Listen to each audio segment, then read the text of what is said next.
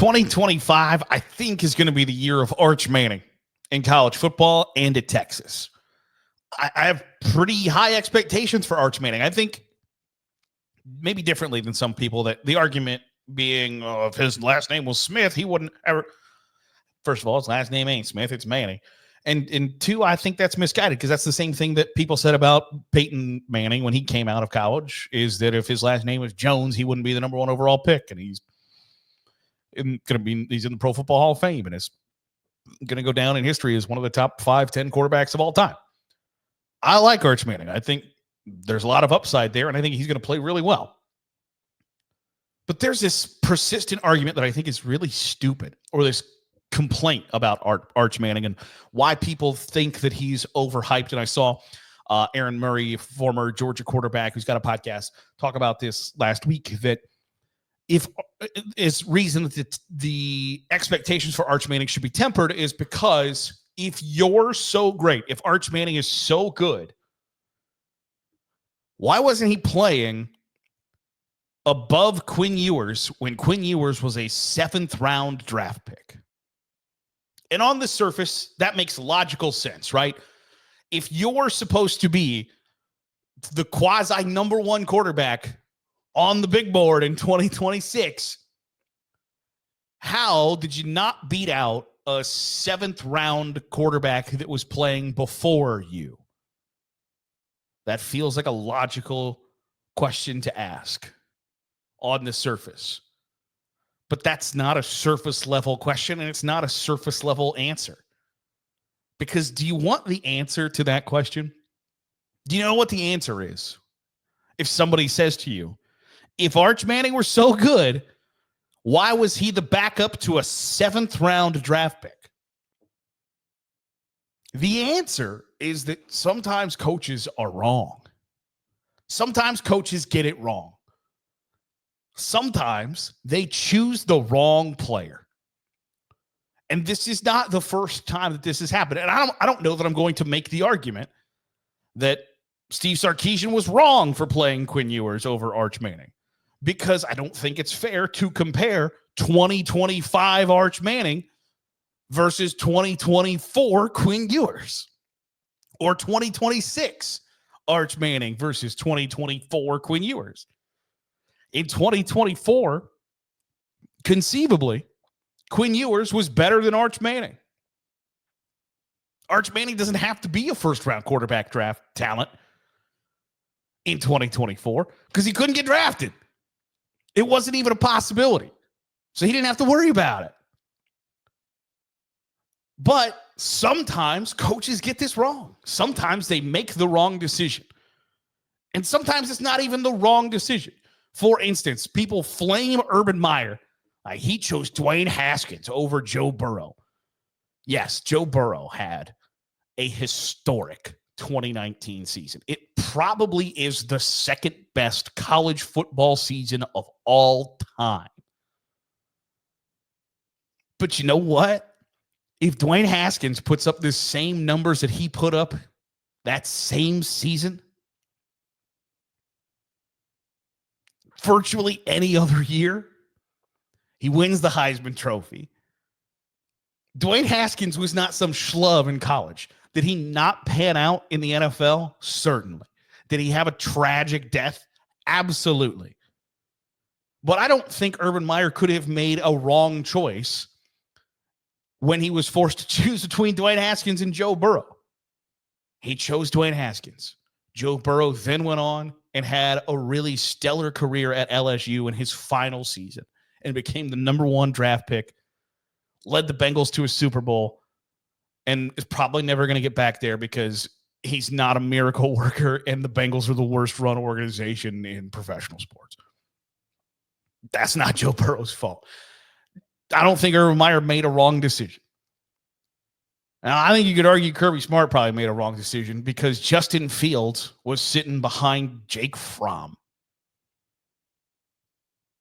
Let me say that again. Justin Fields, who I don't think is maybe an argument that was probably better than Jake Fromm at the start.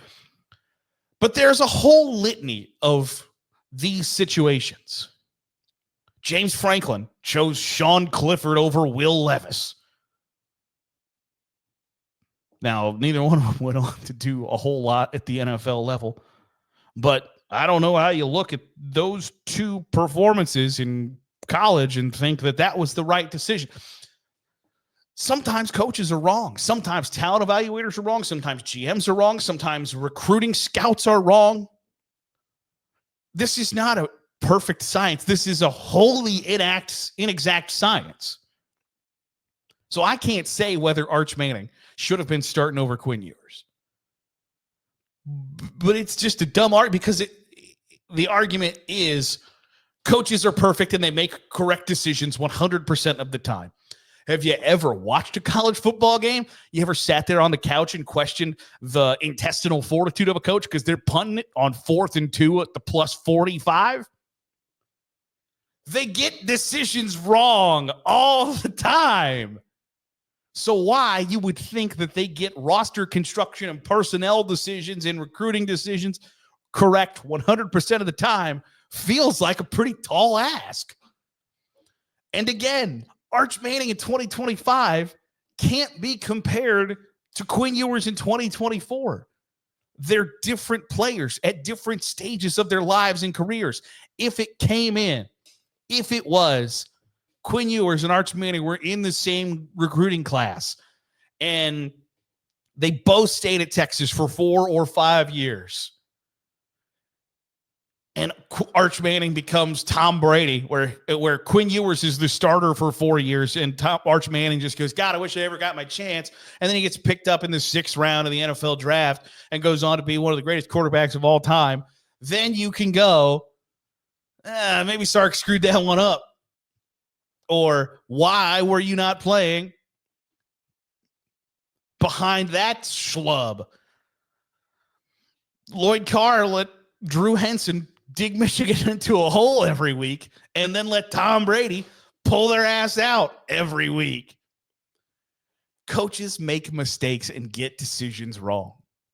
So if the argument is, if Arch Manning is so good, why was he playing behind a 7th round quarterback? I would venture to guess, 1, that implies that Steve Sarkisian made the correct decision. I don't have enough information to say, he probably got that one wrong. But then 2, I would tell you that Quinn Ewers is probably not your prototypical 7th round NFL draft pick. Supposedly, he was told by teams like, hey, we're not going to take you because you're better than where your draft slot is right now. And we don't want to have to answer questions about whether or not you deserve to be or have a bigger chance, et cetera, blah, blah, blah, because you're number 1 overall recruit and all that stuff that comes with that. It's the same kind of playbook that Shedeur Sanders dealt with to a lesser extent because Mel Kiper Jr. didn't pound a hole through the table on the draft desk for Quinn Ewers.